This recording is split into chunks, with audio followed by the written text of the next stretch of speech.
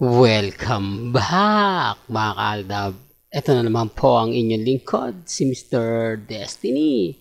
At siyempre, pauwi na nga po raw ngayong araw si Alden Richards, mga kaaldab. Nakakatuwa at na siyempre magandang balita mga kaaldab. Pero kumbaga kung maganda, talagang hindi po may iwasan. Itong kalungkutan naman po ang kasunod, di po ba? Medyo nalulungkot, syempre maghihiwalay na naman po sila at syempre matagal na naman muling magkikita po, di po ba? Kaya nga po sinasabi ko to mga kaaldab na talaga yung saya at sigla na andyan yan. Pag dumating talagang masayang masaya, lalo na po yung mga bonding moment nila, yung pamamasyal na talagang sinusulit-sulit po talaga o sulit na sulit po talaga, di po ba?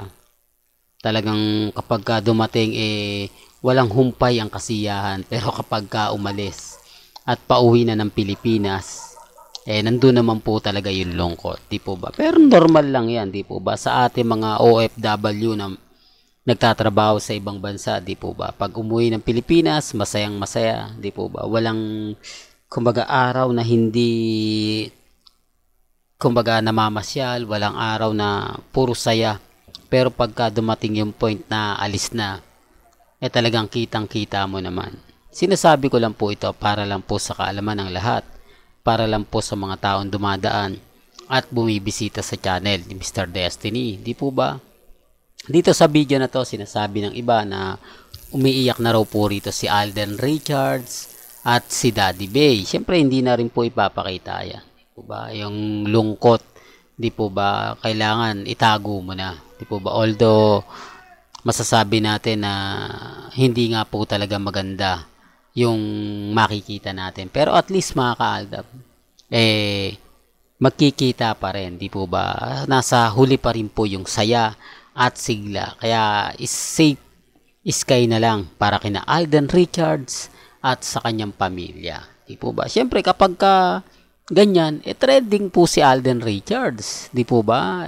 Grabe, ang daming aabangan natin pag uwi nila rito sa Pilipinas. Ano kaya ang unang-unang gagawin ni Alden Richards? Di po ba? Sasagutin niya agad yung mga project na nakaantabay sa kanya o gagawa agad siya ng pelikula o kumbaga marami mga kaaldab. Hindi ko lang alam kung ano nga po ba talaga yung mauuna dahil sinasabi ng iba may photoshoot pa nga po raw na mga magagawin si Alden Richards. Yan po yung aabangan natin. Sabi ko nga po sa inyo dito po sa channel ni Mr. Destiny. Talagang 101% kumbaga kinukuha natin yung mga update na yan. Sinisilip natin bawat anggulo ng mga kaganapan. Di po ba? Yan ang isa sa kagandahan nyo po sa channel ni Mr. Destiny. Lahat ng mga magaganap ngayong 2024, iniisa-isa po natin yan. Yung issue po kay Kat din, talagang mainit. Di po ba? Real talk to, talagang mainit. Wala na pong cut nail sa social media. Binura na. Kat na lang po at Daniel. Pero hindi po sila nananalo pa rin sa lakas ng Aldab Nation. Kaya nga po yung iba ginagamit talaga si Alden. Tapos sasabihin nila hindi daw sikat si Alden. Kailangan daw ni Alden na gumamit pa. Di po ba? Pero gani sinabi ko, wala pong pilitan. Tapos si Menga kaya pala blooming na blooming si Maine Polkerson. Dahil pauwi na si Alden Richards. Di po ba? Yun ang mga gandang mga nakikita natin. Di po ba? Although yung iba nagre-react, although yung iba nagsasabi, nako, tapos na, ganto ganyan. Okay lang naman po yan. Basta sa akin lang, masaya po ako dahil, kumbaga, kahit pa paano, hindi tayo masyado binabanatan ngayon. O hindi masyado nagbibigay ng mga update na talagang mapapaisip ka.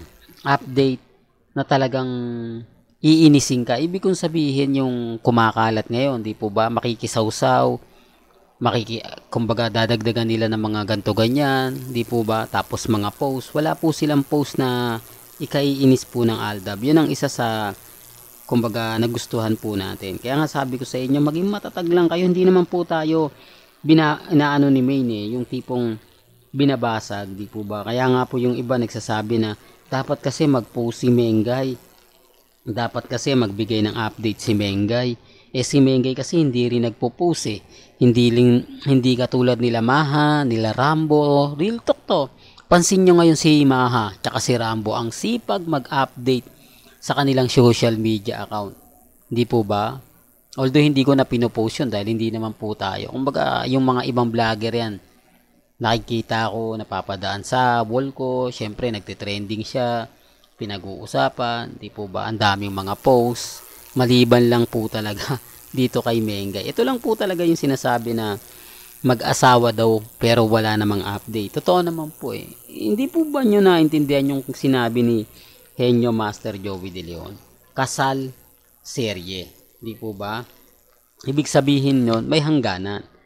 Hindi na lang natin alam kung kailan. Di po ba? Kumbaga, gugulantangin na lang po tayo. Magugulat na lang kayo. Baka bukas sa makalawa, may viral na, may revelation na ganito ganyan. Kaya relax lang po kayo. Maging kampante lang. Di po ba? Sabi ko nga po sa inyo, may mga bagay-bagay po na kailangan tong gawin.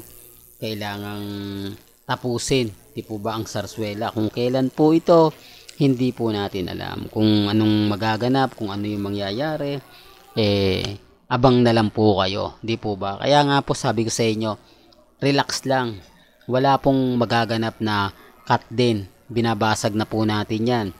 Galit sila sa Aldab kasi nananatili tayong kampante, nananatili tayong matatag, at meron naman po tayong mga kakampi pagdating po sa social media. Huwag po kayong padadala kasi yung iba naman po, sinasabi lang nila para makakuha sila ng simpatya. Sa akin, hindi naman natin ginagamit ang Aldab kasi Aldab na po tayo eh. Di po, ang gumagamit po sa Aldab, yung mga vlogger na nakikisawsaw lang. Yung mga vlogger na hindi naman talaga Aldab pero kumbaga gustong gusto lang nilang pinag-uusapan. Dahil nga po, nagte-trending. Di po ba? Kaya nga sabi ko sa inyo, trending si Mengay, trending si Alden Richards eh.